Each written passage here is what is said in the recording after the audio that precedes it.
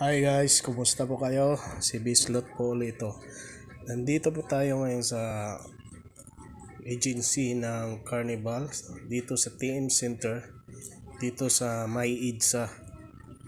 Kung napapansin niyo po, wala gaanong tao ngayon at mabilis po yung process, yung pagsasubmit ng documents, pag-assist ng visa.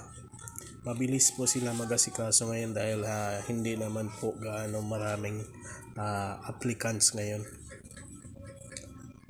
Ayan. Yun po sa harap na yun, doon po yung visa section at saka doon po nagsasubmit ng mga documents.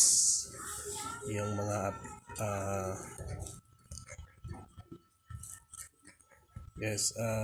yung mga crew, yun sila nagsasubmit dyan sa area na yan. So yun, yung may nakatayo. At ito po yung labas niya. Ito highway po to ng EDSA. Yun is TI. Sa kaliwang banda, yun po yung TM Center. TM Center Carnival. Sa mga hindi pa po nila alam kung paano pumunta dito, pag galing po kayo ng Divisoria, sasakay po kayo ng jeep na ang signboard ay Baclaran Heritage. At saka bababa kayo sa EDSA. Ito po yung babaan nyo.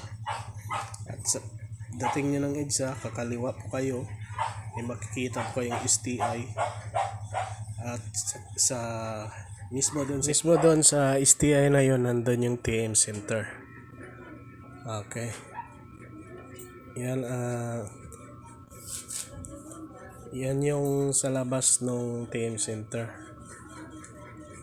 Yan, mayroon dyang overpass sa may EDSA po yan, at saka parking po ito ng mga sasakyan, yung mga sasakyan sa bandang kanan.